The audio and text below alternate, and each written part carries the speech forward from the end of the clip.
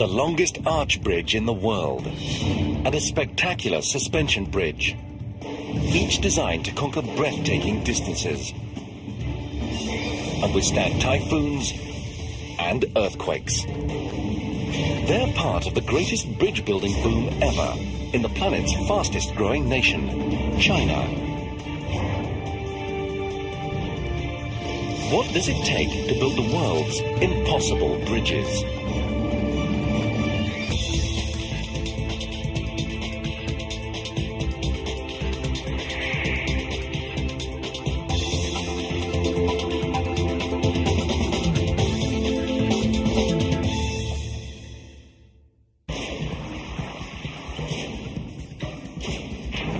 China is undergoing a transformation unlike any other country in history.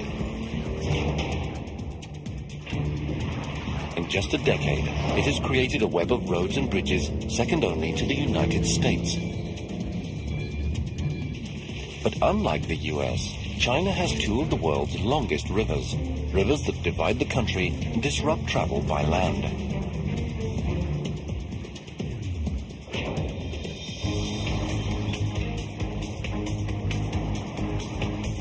The creation of bridges is vital to this exploding economy. But China's rivers are a bridge builder's nightmare. The waterways are churning with shipping traffic, which cannot be delayed. The rivers here are swift, deep, and wide. Their muddy soil can swallow bridge foundations. And it gets worse. Typhoons, 240-kilometer-an-hour winds. Earthquakes can also strike at any time, registering 7.0 on the Richter scale.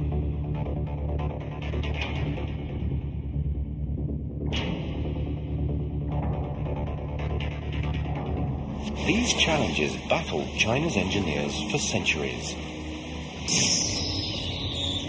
But today, they are meeting them head-on, erecting some of the world's most spectacular spans. One of the most daring is Shanghai's Lupu Bridge, the longest arch bridge in the world.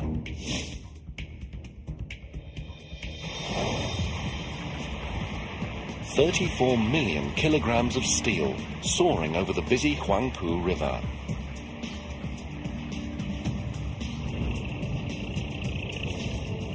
The Lupu's arch rises more than 90 meters. 120 cables hang down from the arch to hold the roadway. The arch spans the entire river, 550 meters, with no support from below. It stands today as a masterpiece of bridge construction. But initially, erecting a bridge of this kind and this size was a daunting challenge. It wasn't designed until the city was desperate for a bridge. In 1999, Shanghai's population was approaching 13 million, and China's largest city was bursting at the seams. Fleets of cars clogged the streets. City planners needed to ease the congestion, but the Huangpu River was in the way. It completely divided the city in half. A new bridge would help Shanghai grow, but building one would be a major challenge. The river was nearly half a kilometer wide. A new bridge would need to be designed so as not to sink into the Huangpu's muddy soil or block the river, one of China's busiest. The ship traffic would have to keep flowing. There was one cost-effective solution, a cable-stayed bridge. In this design, the roadway is suspended by cables that are attached directly to enormous towers. A cable-stayed bridge could easily stretch across the Huangpu River, but Shanghai already had 3 cable-stayed bridges. City officials wanted something special. More than just a bridge, they wanted a monument. They made a radical decision. Shanghai would build an arch bridge, one bigger than any ever attempted. It will be easier to build a cable-stayed bridge, but Chinese always like arch bridges. Chinese has been building arch bridges for 1,500 years. In the Lupu's design, the roadway would hang on cables attached to the arch. Without the arch, the roadway would sag and collapse under its own weight. But an arch doesn't sag. The downward forces try to make the arch spread out, so as long as the bases of the arch can be kept in place, the arch will remain standing. For a quarter of a century, the New River Gorge Bridge in West Virginia had held the record as the largest arch bridge in the world. This record had never been challenged before because building this big was difficult and dangerous. And building even bigger would magnify every problem. But the Chinese were not deterred. In October 2000, construction on the Lupu Bridge began. Workers drove in the piles that would support the ends of the bridge. Steel workers fashioned the first of the arch's 64 segments. The design was extremely complex. It called for twin arches that angled inwards. Workers had to make each segment to different specifications, depending on its place in the bridge. When each segment arrived on site, giant hoists slowly raised them into position. This was a tricky operation. Some segments weighed as much as 150,000 kilograms. Every time workers added a new segment, the hoist would slide forward right over it, ready to lift the next segment. As the arch grew, engineers faced the challenge of keeping it upright. Without support, the two sides would fall into the river. But scaffolding would block the shipping channel. The builder's solution was to hold the arch from above. First, workers erected temporary towers, more than 120 meters high, at each end of the bridge. They attached steel cables from the towers to the arch. Two cables supported each arch segment. The arch rose, piece by piece, towards the middle. Additional cables kept the towers from toppling. The bracing was so extensive, it was almost like building a second bridge, a cable-stayed bridge that would be dismantled once the arch bridge was complete. But until the arch was finished, this was a precarious system, and with each step, the arch grew increasingly vulnerable. An arch is only a viable structural system after the ends of the arch are connected together. The two ends not only are unstable in the vertical direction because they aren't taking compression, but they're also very susceptible to wind. The builders had to try to close their arch as soon as possible. But it was slow going. The design called for the bridge segments to be welded together from the inside.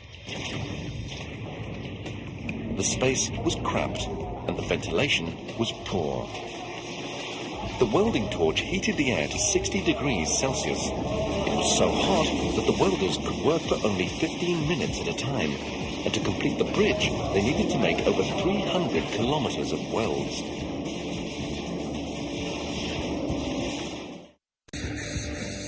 Outside, surveyors made sure that the arch stayed on track. Gravity, air temperature, and wind were always at work, changing its size and position. If the engineers miscalculated, the final segments would not fit, meaning the arch couldn't be closed. Instead, it would be left dangerously exposed, and a typhoon could strike at any time. At least 2 typhoons hit this region every year. The winds of a major typhoon could easily wrench open weak joints, shake apart a support tower, or snap cables. The weight of the arch would do the rest. The entire bridge could plunge into the river. Before building began, the Lupu's designers tested a model of their bridge against the forces of a 7.0 earthquake and 270 km/h typhoon winds. The tests predicted that the arch could survive nature's worst, even when incomplete. But the builders wouldn't sleep soundly until they had closed the arch. The budget, the schedule, and the safety of the entire project were riding on the outcome. And the bigger the arch, the more that can go wrong. Anytime you build a bridge out of segments that are put up one after the other, there's a chance that when you get to the middle, the last piece isn't a perfect fit. After going well for months, construction now appeared to slow. One Shanghai paper reported a delay due to technical difficulties. They have a little trouble at the end when they trying to fit the last piece in there. So it was stopped for a while. The Lupu's senior designer denied there was a problem. But still the bridge sat, unfinished and fragile, and a destructive typhoon was approaching.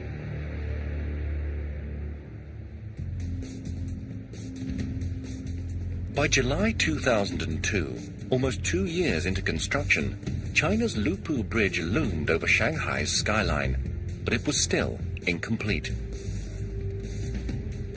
The bridge was now at its most vulnerable and at the worst possible moment.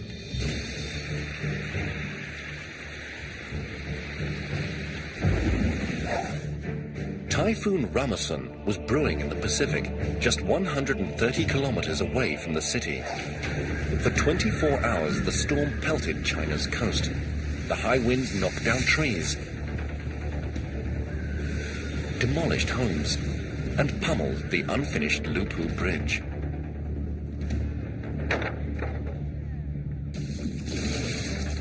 Five people in the city were killed. Then the typhoon turned north and disappeared.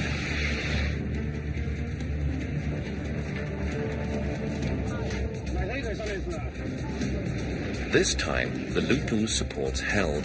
The bridge was unscathed. But the builders knew they might not be so lucky next time. They needed to close their arch before another typhoon hit. Engineers finally had the arch's last section ready for installation. The final piece began the journey to the top. The builders couldn't be certain it would fit perfectly, even after they had slid it into place.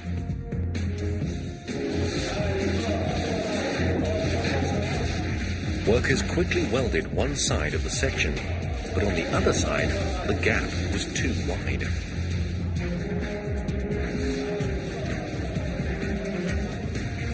They needed to wait until the outside temperature rose. This would cause the steel arch to expand and the gap to close. At exactly 20 degrees Celsius, the gap did close. This last joint was sealed with permanent bolts. Finally, it was time to celebrate. But the giant arch was not yet out of danger. Engineers still needed to prevent it from pushing outward into the riverbank's soft soil and collapsing. Arch bridges like the New River Gorge are braced at each end by solid rock. The load of the heavy arch pushes outward against the rock, but the stone does not budge. and that force keeps the bridge erect.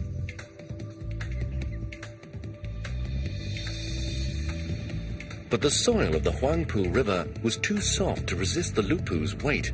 The ends would slide apart and the arch would collapse, unless the engineers lashed the ends together.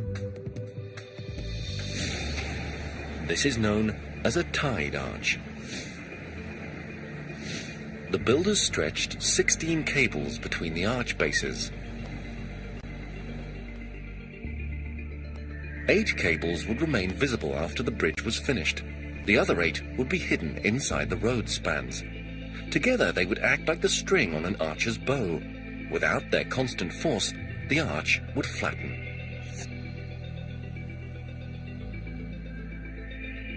So when you have a loading on the arch, it creates a very high horizontal force, pushing the end of the bridge away. So you put a cable to tie them together, so that this horizontal force is acting against each other in the cable.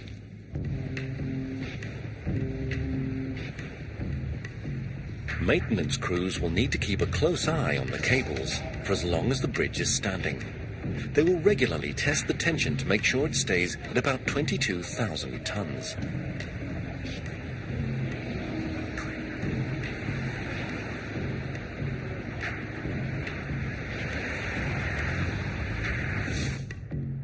The Lupu arch was now ready to carry the load of the roadway. Workers began to raise the 15 road deck sections. This was another heavy job. Some sections weighed 450,000 kilograms. For this step, the Huangpu River was not an obstacle, it was an asset. It allowed the enormous road spans to be floated to the construction site on boats. This was far easier than bringing them over land. On the 28th of June 2003, the Lupu Bridge opened, 2.5 years after construction started. The contractors had met their deadlines, despite the delays. Shanghai now had a showpiece, as well as a vital new traffic route. And China had its first record-setting span, the longest arch bridge ever built.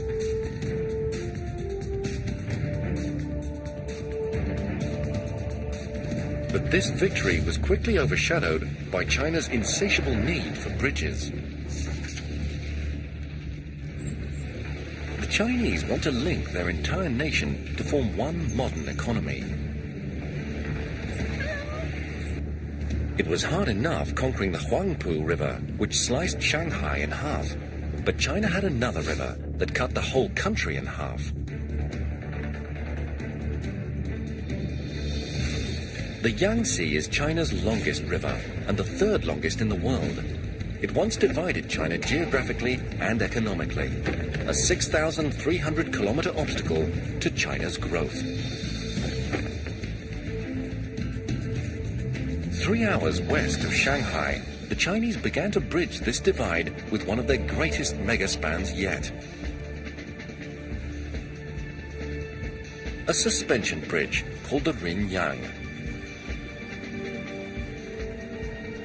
The Rin-Yang needed to leap 3 times further than Shanghai's Lupu Bridge, more than a kilometer in a single bound.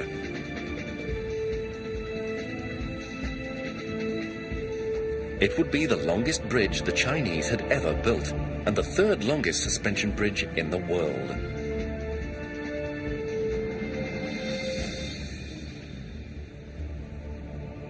Its enormous twin towers would climb over 200 meters into the air.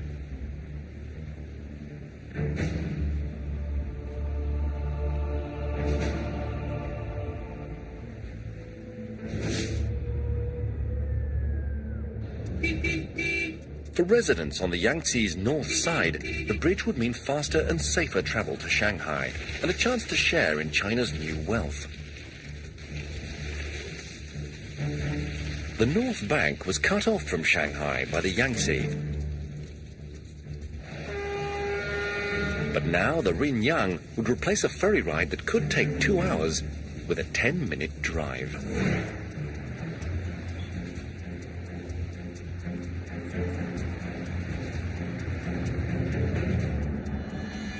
In 1998, designers began to address the idea of bridging the Yangtze between the ancient cities of Yongzhou and Jinjiang. But immediately they encountered a problem. Building a bridge directly between the two cities was impossible because the cities themselves extended right to the riverbanks. There was no extra room in which to add a bridge.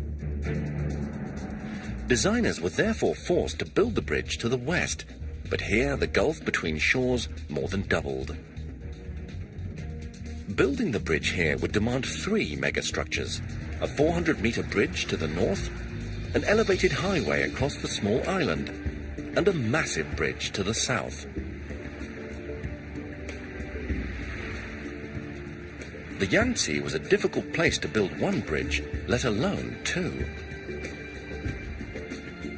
The current was swift and the soil was unstable, and every summer the Yangtze flooded, often with disastrous results.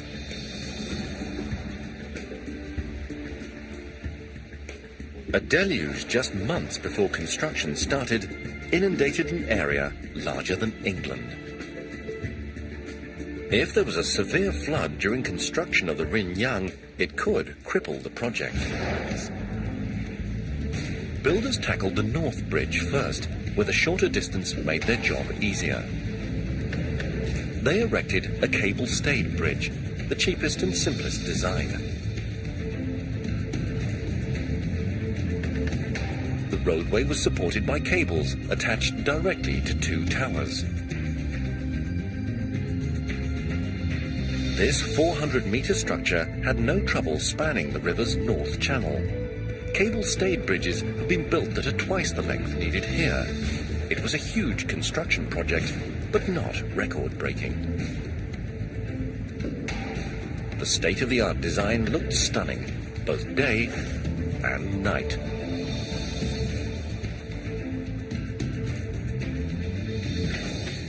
But the builders of the South Bridge faced far greater challenges.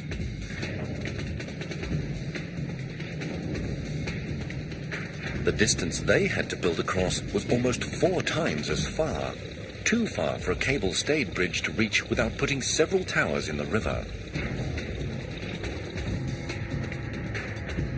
And engineers couldn't put any bridge towers in the Yangtze. The South Channel was the main shipping route around the island. There was a constant crush of boats.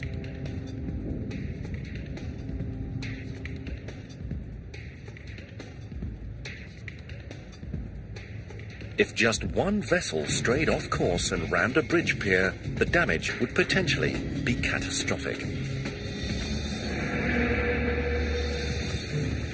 Engineers learned this the hard way when a ship collision destroyed a bridge and lives in the United States. The Chinese engineers faced a long list of challenges in their attempt to bridge the Yangtze River. The water was over 1 kilometer wide, and typhoons and earthquakes could strike at any time. But by far the biggest threat to the bridge was a wayward ship.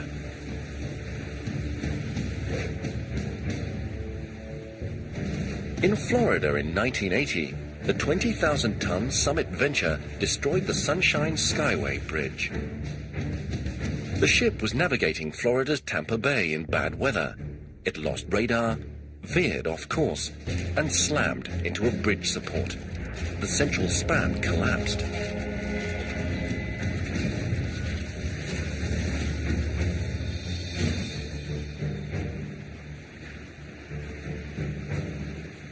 The crash killed 35 people, including 26 traveling on a bus that careened off the bridge. The Rinyang's builders did not intend to risk such a tragedy.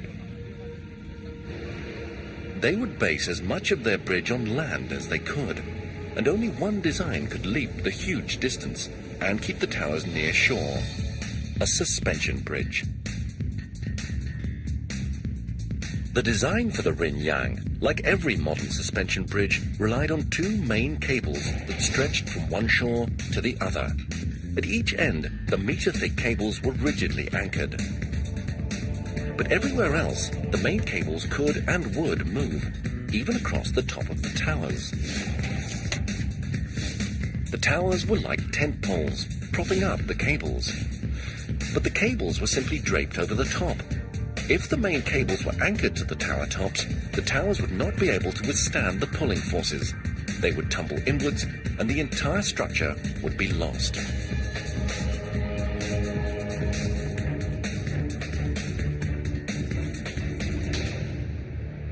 Hanging down from the main cables were 360 suspender cables. These would hold the road spans.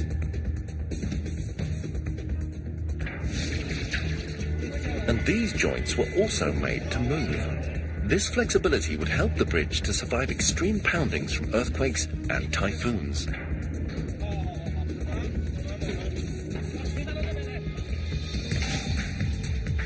If the Brinyang could be built as designed, it would be the third longest suspension bridge in the world.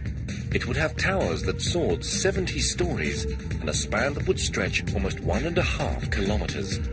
Only one tower would sit in the Yangtze River.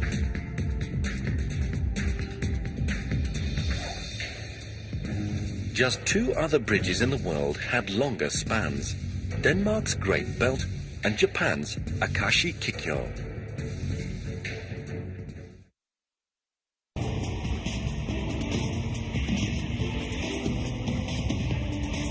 Construction of the Brinyang Bridge began in February 2001. The project was so important to China that President Jiang Zemin himself attended the groundbreaking. The builders had 5 years to complete the project.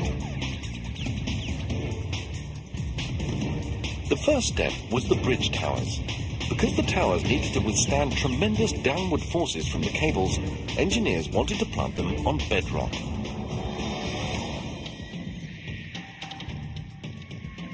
But the Yangtze mud was incredibly thick.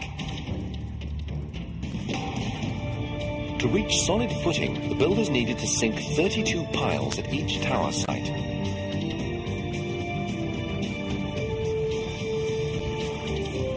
These piles would act like giant stilts, standing on the bedrock below and supporting the 200-meter towers above.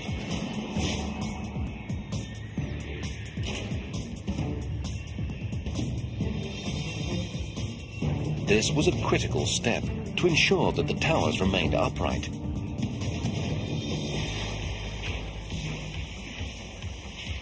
If they started to tilt, there could be no stopping them. Before builders could finish the bridge, they needed to solve another critical problem. It was imperative that the anchor blocks that held the main cables were not able to move.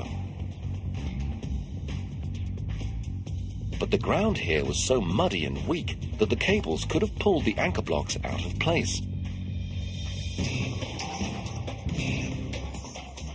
Overcoming this weak link would be the most difficult and dangerous job of the entire project. China's Brinyang Bridge would be the third longest suspension bridge in the world. Loads on its main cables would be enormous. The cables would tug at their anchor blocks with the force of 68 million kilograms. Designers needed to prevent the anchor blocks from moving, or the bridge could collapse. To do this, builders would have to extend the anchor blocks at least 30 meters underground. They would be the largest anchor blocks the Chinese had ever built.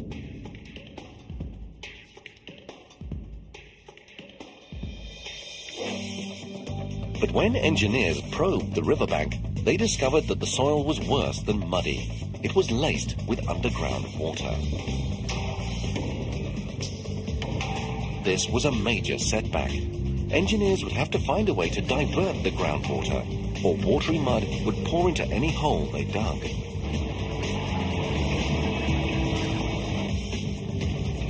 And it could enter so fast that it would trap the men working inside.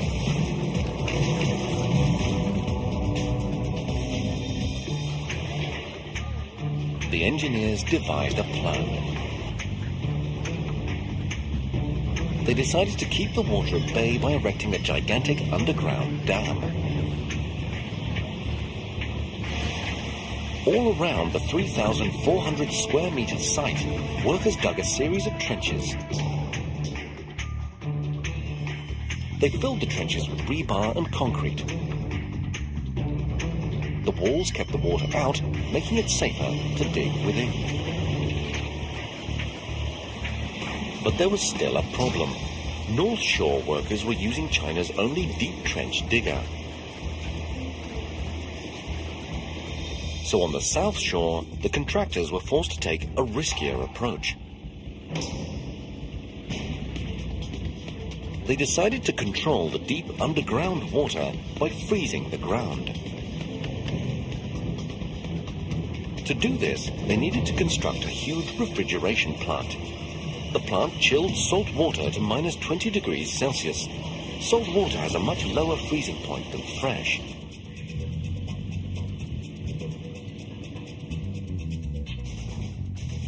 Pipes circulated the water more than 30 meters down, all around the site. This system worked like the coils in a giant freezer. The ultra-cold water froze the soil into a meter-thick wall, and these walls of icy dirt kept the water out.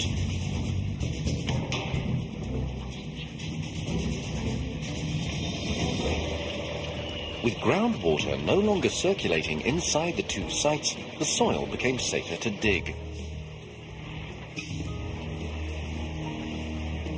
The excavation went on 24 hours a day as the crews tried to finish before the summer floods threatened to fill their excavation site with water.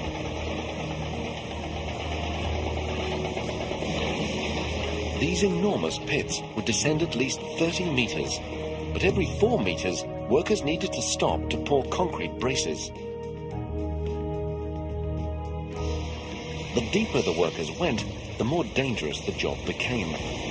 Groundwater was constantly pushing the walls towards collapse, and the deeper the hole, the stronger the pressure. The deeper you dig, the more freezing you have to do. And but when it gets very deep, then actually water can come from the bottom, and it can come very, very quick. 6 months after digging began, the two anchorages plunged at least 9 stories. They looked like parking decks and were each large enough to park 7,000 cars.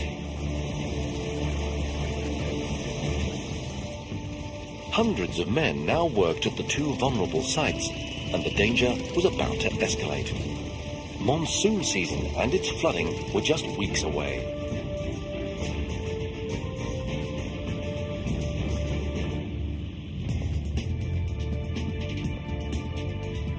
Building China's longest suspension bridge required constructing 2 of the country's biggest anchor blocks. The blocks needed to hold the massive main cables securely, or the entire bridge would collapse.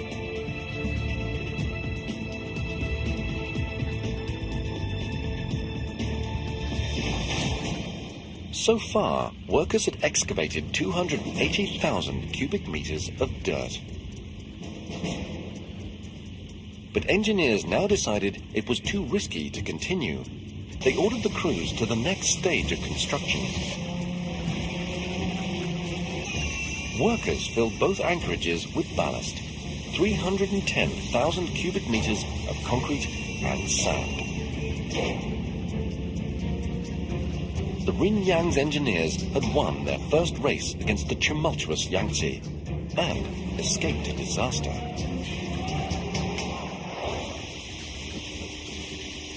"11 months later, the region saw the worst rains in 5 years. But by the time the flood did hit, workers had moved on to building the above-ground part of the anchor blocks, where the cables would attach.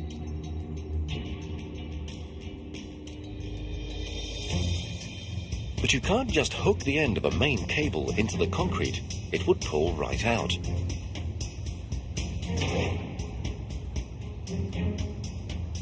So as each cable entered the anchor block, it fanned into 184 bundles.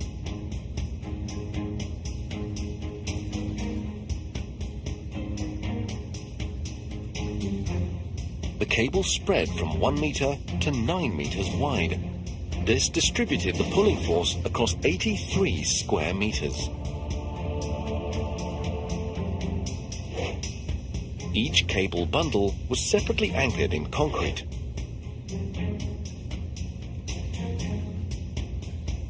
It was a forest of steel strands, and it was all extremely vulnerable to rust. To protect it, the anchor block was sealed airtight.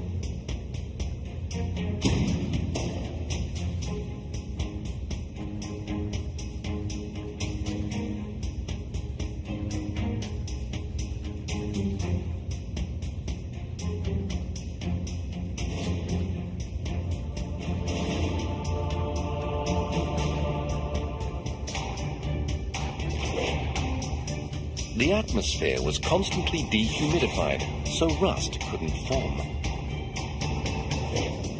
From the anchor blocks, the cables climbed to the top of the bridge towers and across the river.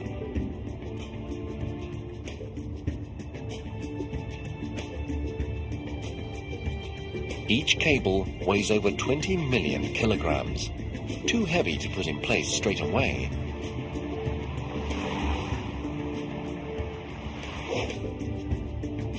The builders would have to string them one strand at a time.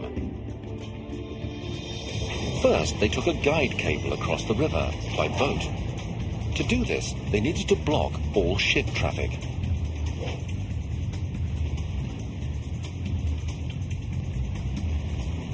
They would later use this steel rope to pull more lines across. It took 12 hours to get the rope up and over the towers, but once the task was done, they could open the river. Workers slowly built on the guide rope. They created a catwalk high above the water. They used this platform to string the cables, one bundle at a time. Each wire in these bundles was made of ultra-strong steel, so strong that just one could lift 3 cars. The contractor had pre-cut every wire to a specific length. The builders would have to replace any that fell short, at a cost of millions. Every cable in that bundle has a different length. We have a lot of faith in the computation we do today to predict the length, but of course there's always the risk of we made a mistake. 24 hours a day, workers continued to install the Rin-Yang's main cables. Many of these men had migrated from mountain regions because of the $200 a month they could earn here. They needed to be in excellent physical shape and have nerves as strong as the cables they were stringing. It took 7 months to string all 368 bundles. Workers compressed the bundles into 2 giant cables. The 47,000 steel wires they contained, strung end to end, would circle the earth 3 times. Workers wrapped each bundle with an interlocking steel band, then painted it to keep out moisture. The finished cables were almost a meter thick and 2.5 kilometers long. They were the bridge's most expensive parts, and perhaps the most important. Whole weight of the whole bridge is hanging on those main cables. Because of the length of those suspension bridges, that could be a very large force. The cable's greatest enemy will always be the moisture that causes rust. To protect them, the builders installed dehumidifiers to pump dry air into their housing. Few bridges have this state-of-the-art system. It should keep the cables corrosion-free for at least 120 years. China is building 40,000 kilometers of roads and bridges every year. This nation now consumes 1/3 of the steel produced on Earth and it uses half the world's concrete.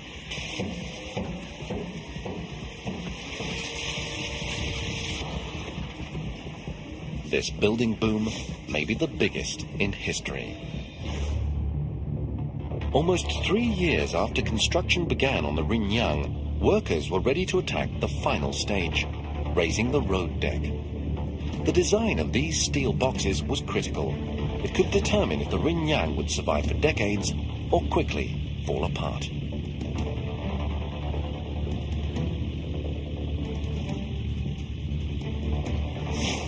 This happened to one suspension bridge in the United States.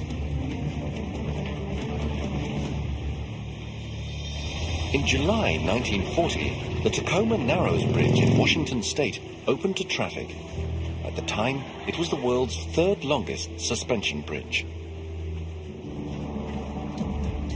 Right from the beginning, it had a problem.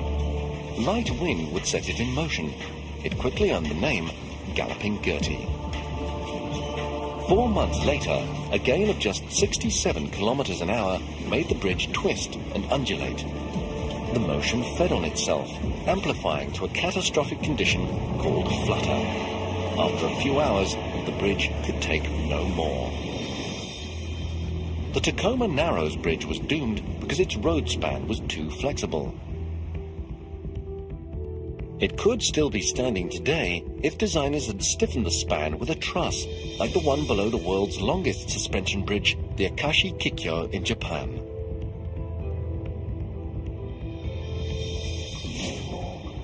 China's Rinyang Bridge was nearly twice as long as the Tacoma Narrows. But engineers here had also opted for a deck design without stiffening trusses. Would flutter destroy the Rinyang? The Rinyang was designed to be China's longest suspension bridge, with a span nearly 1.5 kilometers long, all of it exposed to high winds and even typhoons. But the builders were counting on a highly aerodynamic design to keep it steady. The steel boxes that made up the bridge span were just 3 meters high. They had slanted edges, like aeroplane wings, to allow wind to flow around them rather than push them into motion. In a giant wind tunnel, the builders blasted the design with typhoon-force gales. The deck heaved, but there was no catastrophic flutter. Still, the Rinyang was entering a critical phase. Monsoon season was only 5 months away, and a suspension bridge with the deck incomplete was at its most vulnerable. You've got a bunch of girder segments that are almost dangling from the cable, and if the wind starts to blow too hard, then they'll start banging around and potentially damaging each other. The Rinyang's builders now faced yet another race to the finish. They had special gantries made to speed up the work. The gantries rode the bridge cables and hoisted each road section into place.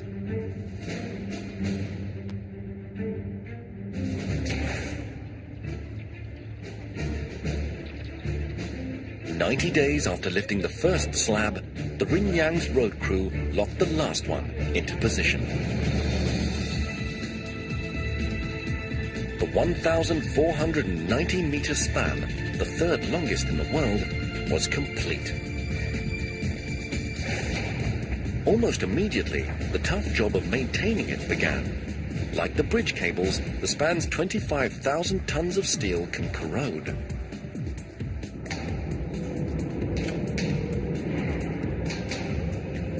But the designers made it easy to inspect. A tiny electric car inside lets workers travel the entire length in about 18 minutes.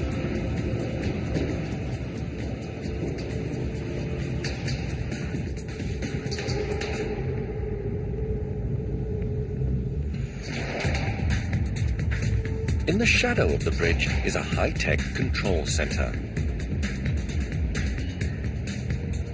Sensors capture every move it makes, and the Rinyang is in constant motion.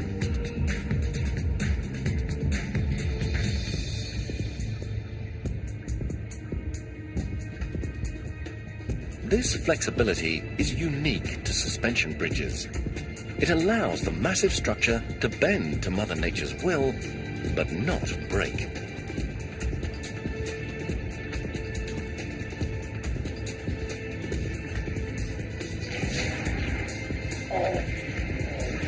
On the 30th of April 2005, China's longest suspension bridge opened to traffic, several months ahead of schedule.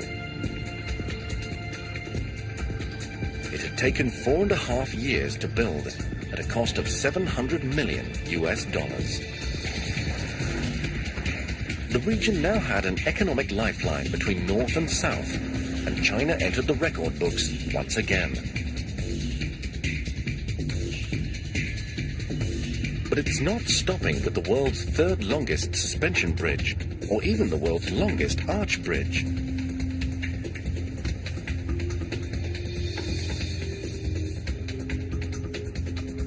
Much as the United States bridged the Mississippi in the 20th century, China is out to span the Yangtze in the 21st.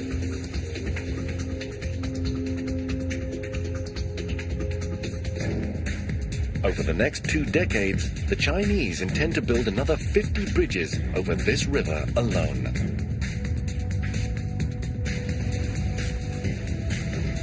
China's most spectacular megabridge may be still to come.